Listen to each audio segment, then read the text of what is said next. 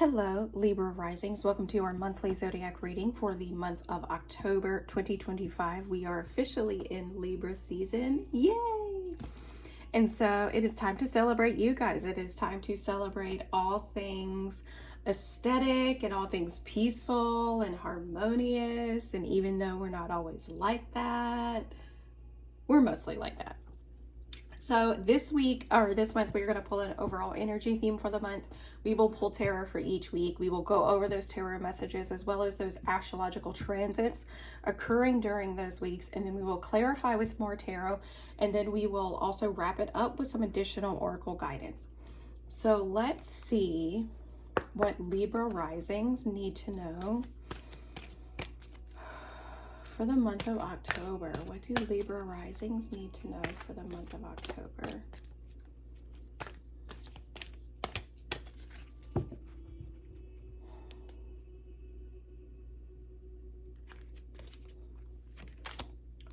Sisters of the seasons, cycles of growth, natural law, and divine order.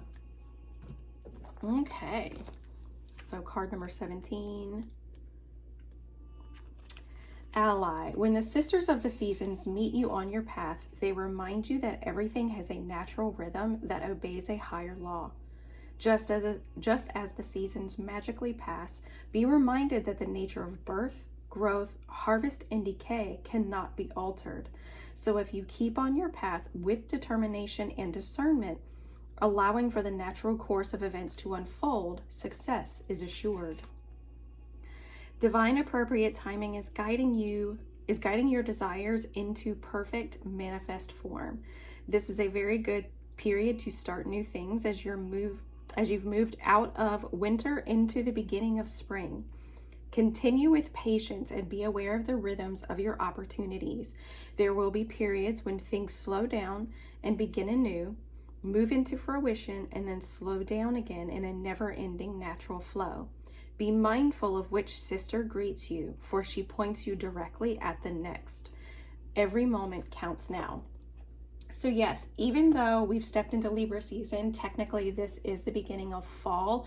For you guys though, this may mean that you're kind of moving into more like a spring-like season of your life. So a lot of renewal, a lot of new opportunity, a lot of new growth is potentially occurring. So that's really beautiful. Let's see what the tarot has to say.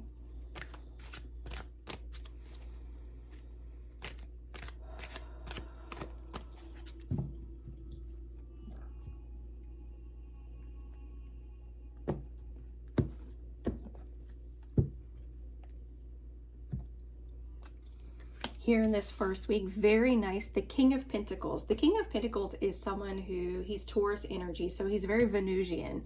He is about comfort, luxury, but he is also at a place where he feels very confident with the things that he is also invested in, right? And he feels very comfortable in his ability to invest in what he actually values, right? Because we're talking about Venus, so we're talking about the things that we value. And Taurus is an earth sign, so this is like relationships, financial matters, your health, self-growth, right? Anything that has to do with the physical world. This is the week that Mercury is going to move into the sign of Scorpio. So this is happening on the 6th, and Mercury is thoughts, ideas, communication, and messages. And it's moving into your second house. This house governs financial matters. It is the house that Taurus naturally rules. So I love this correlation right here. But Mercury moving into this is that you could have a lot of ideas, or at least it feels like it brings a lot of clarity around what it is that you're actually wanting to invest in, right? What actually brings me comfort? What do I feel like luxury means for me, and how can I continue to invest in those things? It feels like you're going to get a lot of clarity around that. On the 7th, we have a full moon within the sign of Aries. This is opposing your first house. So this is going to be occurring in your 7th house. The 7th house governs things like relationships, like long-term romantic partners, long-term commitments. Again, also a very earthy thing. and even like business contracts, right? It really governs things like our interpersonal relationships. Full moons are a buildup of energy, and the heightened energy of the moon is illuminating things that we ultimately need to highlight or we need to see and acknowledge, and then maybe ultimately end up releasing the things that don't align with us anymore. So with Aries being in the 7th house, you could very much be very truthful and honest with your closest relationships, maybe even being very headstrong with those relationships, which isn't a bad thing. But with the full moon, it could be bringing up a lot, maybe around those long-term commitments, right? Maybe what it is, clarity and letting go of what you feel like is no longer worth, I don't want to say worth your time, but kind of like worth investing in. Here in the 2nd week, the moon, not everything is what it seems. So you're being really guided to tap into your intuition. You're being really guided to listen to your dreams, follow your heart, and you're really being guided to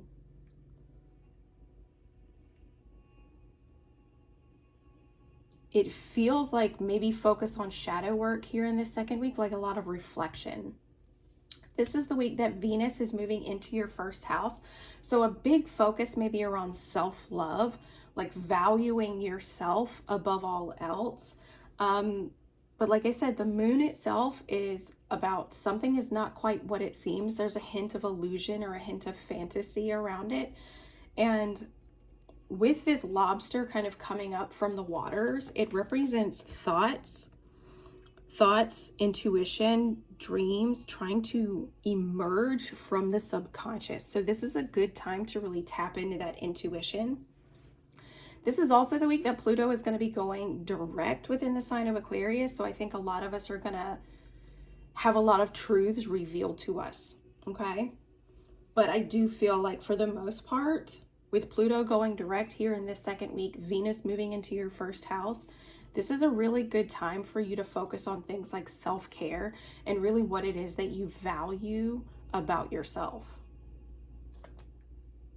Here in the 3rd week, the 8 of Swords in reverse, we like to see this card in reverse. This card represents releasing ourselves from limiting beliefs, releasing ourselves from the thoughts and ideas that keep us bound mentally, right? Those things, those thoughts that just kind of prevent us from consistently moving forward in a more free-flowing manner. This is the week that we have the new moon within your sign. So a new moon is going to be occurring around your 1st house. Again, the 1st house is about the self. It's how we see ourselves. It is also how the world sees us, and it is also the lens in which we view the world. So you view the world as a place for fairness, balance, equality, justice. You view the world as like this very,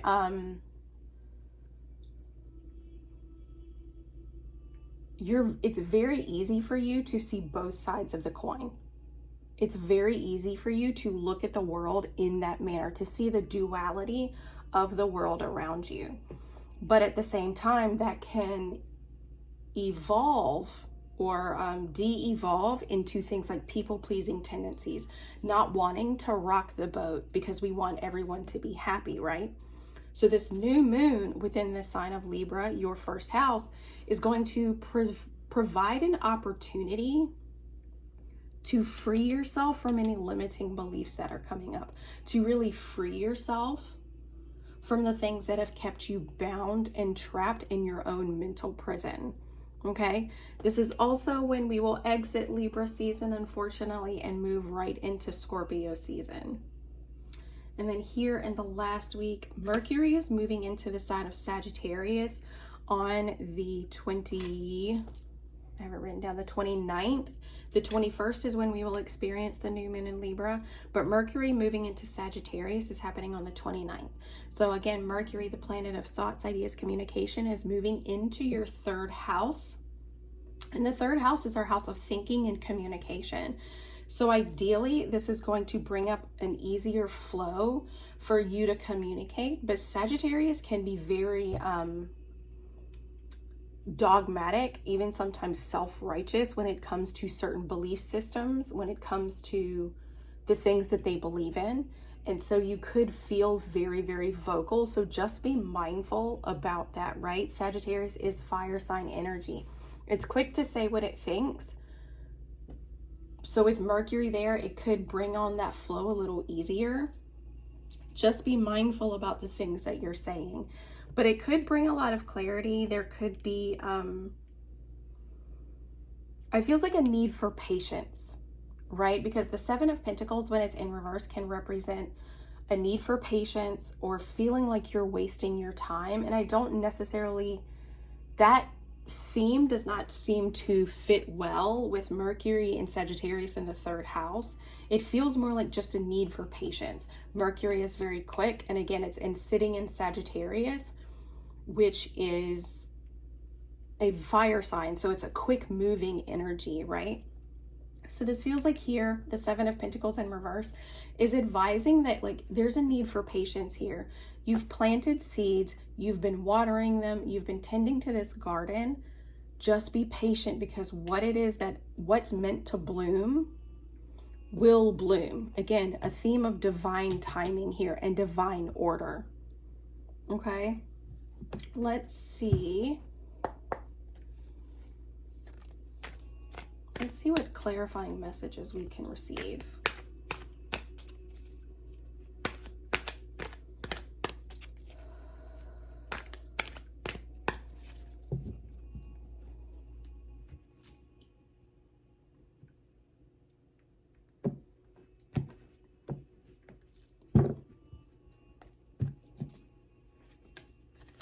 The Hermit in reverse and the Four of Cups. So it could be that you've kind of reached this place of satisfaction. You've reached this place of comfort, of luxury, and it's almost like you're ready to move forward in some way, but you're not quite sure where to go. The Four of Cups represents feeling bored, frustrated, even maybe a sense of apathy is present. And there could be maybe a sense of like over-analyzation with the Hermit in reverse. The Hermit in reverse can represent moving forward with a new perspective, but I feel like that doesn't quite fit. It almost feels like the Hermit is over-analyzing things, and to the point where it's kind of like analysis paralysis. When it comes to finances, when it comes to the comfort that you're seeking, the security that you're seeking in your life, you're overthinking it quite a bit, actually. And so the Four of Cups is advising you, hey, go out, take some time to meditate. Stop focusing on all of the things that aren't happening, because there's something that's being gifted to you here. There's like a gift of intuition. This is a divine gift. As we see, it's like outstretched hand from a cloud. It represents a divine gift. So this divine gift is being given to you, but you need to maybe sit in stillness, allow yourself to be open, ground your energy, maybe sit outside and meditate if you're able to, but at least focus sitting in stillness, sitting in that quiet, and allowing this gift to come to you. Allow the mind and the nervous system to not be in overdrive when it comes to the subject of like career, finances, and things of that nature. So I really think this first week, like, you really need to try and sit in stillness as much as you can. Try not to focus on all of the things that keep your mind racing. All right. And I think that is what's actually going to help you bring about this King of Pentacles energy, this feeling of security, this feeling of comfort, this kind of feeling of like grounded confidence that comes from the King of Pentacles. If you want to feel that energy here in this first week, if you want to be able to focus in on your goals, if you want to be able to focus in on what is truly important in your life and what it is that you really need to focus on, you're going to need to sit in that stillness. You're going to need to sit in that stillness. You're going to need to sit in that quiet. Okay? Here in the second week, the Moon, the Tower, okay? And the Four of Pentacles in reverse. So I think, again, we have two cards here representing intuition. We have two cards here representing like the divine gift of intuition or a guiding force, so to speak. With that moon, if you're able to tap into that intuition, it's going to reveal this kind of revelation that we see here with the Tower. We see here with the Tower, and it's like this revelation, this eye-opening moment is going to bring things crashing down. You're not going to be able to move forward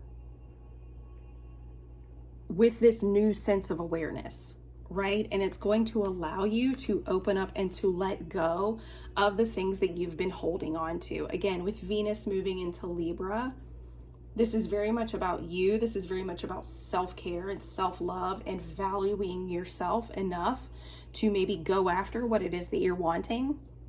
For some people, something is going to unexpectedly change. Whether that is in your physical, whether that's in your job, relationships, health, something is going to come in and it's going to shake things up. And it's going to require you to let go.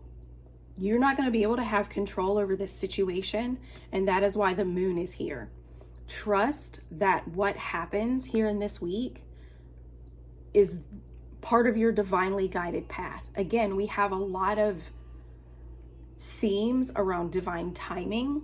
We have a lot of themes around intuition, and we're having a lot of themes around divine order and natural law.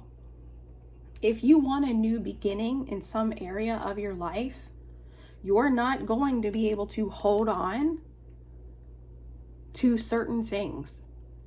Whether that's a career you've been in for a long time, or a relationship that you've been in for a long time. If you're looking for immediate change, or like if you're looking to make changes, something is going to have to change. And it feels like with the Tower being present, the universe is giving you that change. And it's kind of like giving you that change by coming in and knocking your block tower over. Like, you said you were bored. You said that you wanted something different. Well, you're not going to, the only way I can get you to move is if I knock your tower down. So with that, whatever changes occur here in this second week, whatever revelations occur here in this second week, that is when you are being guided to let go and trust that whatever happens is for your highest good. Here in the third week, the Eight of Swords in reverse, the Page of Pentacles, very nice. And the Two of Wands, lovely. See, if you let go of control, this is going to like filter into something much smoother, because we have the Eight of Swords, letting go of this self-imprisonment, freeing ourselves in some way. The Page of Pentacles is here with a message of a new opportunity, or the possibility of learning something new, or the possibility, a new opportunity to invest in what it is that you actually value. And with the Two of Wands, you're being guided to take your experience from the past and carry it forward with you. Because the world, you have the world in the palm of your hands right now. You can go anywhere, you can do anything. But you're going to have to decide what inspires me the most. What sparks this passion in me the most? I've learned all this here, so where do I want to go? Because I've got the world in my hand, and I can go anywhere I want. What inspires me? What do I feel the most passionate about? What will provide the most growth moving forward? That's definitely the question that the new moon in Libra is going to bring up.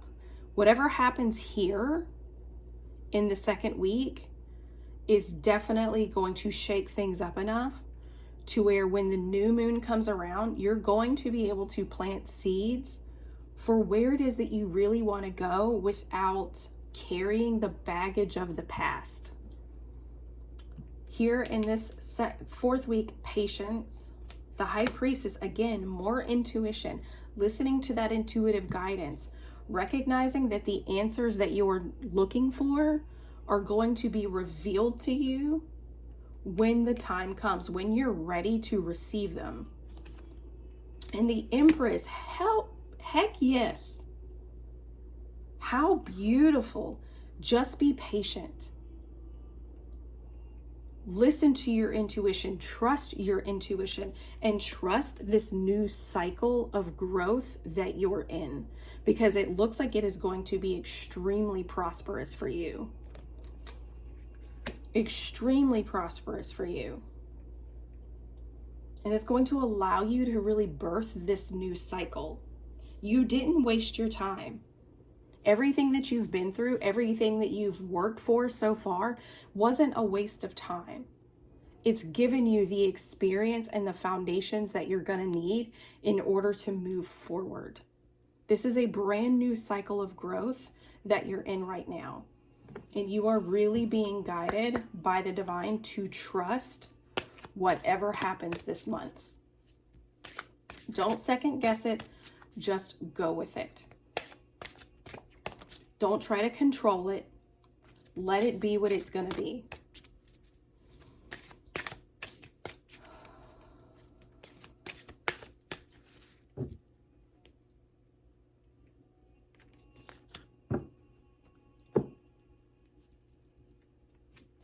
Here in the first week, star bathing, transmission activated, light body.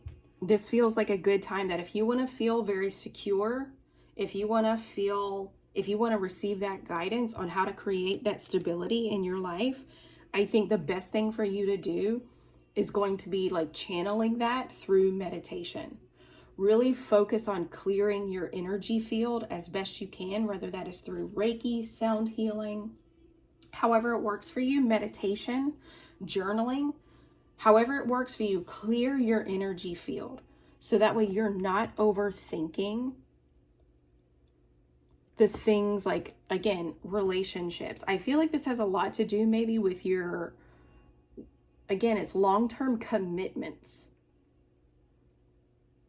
Really highlighting your long-term commitments here in this first week, whether that is business contracts or whether that is romantic contracts, relationships, marriage contracts, whatever it is, it's being highlighted here. And the answers that you're looking for, you are not going to find here in the tangible world. You're not going to find in cards. You're not going to find through the guidance of someone else. You're only going to be able to receive those answers from yourself, from your own connection to the divine. So clear your energy field as best you can. And just, like I said, sit in that stillness and allow these answers to come to you. Here in this week, deep love, mother's milk, birth as a portal. All endings will bring about a new beginning. As shocking and as painful as they are, you're going to have to trust. You cannot hold on to whatever change is occurring. This change is happening within your first house. Pluto is going direct in Aquarius. Where's Aquarius sit for you? This is your fifth house. This is your house of self-expression and creativity, drama, children, like one-off romantic love affairs, like flings. If you're in a situationship, this is potentially going to end. Don't try to control it. Let it go. Let it go. You're not meant to hold on to that. Okay? But whatever comes up for you, whatever change happens, do not control it. Do not try to hang on. Let it go. Because whatever is ending is bringing about this brand new beginning. Remember, birth as a portal. The Empress, she's pregnant in this image. She's pregnant, which means that she's birthing something new. She's creating something new. She's creating a new life, which we see mirrored here in this energy. Here in the third week, loosen your grip. Coping mechanisms, density, addiction, let God in. Trust, again, trust. Trust that whatever cycle you're in, trust that whatever path you're on is the right one for you. Trust that where you're going, moving forward, that it is the right place for you to go in order for you to really experience growth. Whatever new opportunity comes here, take it. Here in this last week, Star Keeper, Cosmic Ancestor, seed the light by staying grounded. Again, with the Pentacles, stay patient, stay maybe focused on your goals, or just allow yourself to stay present even. The High Priestess, she requires silence in order to hear the information and the wisdom that comes in from the divine. She needs that silence. She needs that stillness so that she can hear things clearly, so that her emotional body, her mental body, her physical body is not inundated with a lot of extra information. So again, we have 2 more cards here about intuition and about sitting in silence, sitting in that stillness so that something new can be born. That's incredible. I understand that this second week here can be a little bit of a shock, and it very well could be for some of you. But again, whatever it is, whatever happens after is going to be incredible. It's going to be incredible. So when you're here in this second week and the shock or the realization comes through and you realize that you can't move forward the way you've always done, that things are changing, let go. Loosen your grip, because you cannot continue to control this. Okay? Loosen your grip, sit in stillness, allow yourself to be present with you, because that is actually going to make this transition, this natural law, this cycle of growth, much easier to handle and ultimately much easier to sustain. So I truly hope this reading helped. I hope you guys have an incredible month. It sounds like it's going to be a powerful month. So I look forward to reading for you next month to see how this all plays out.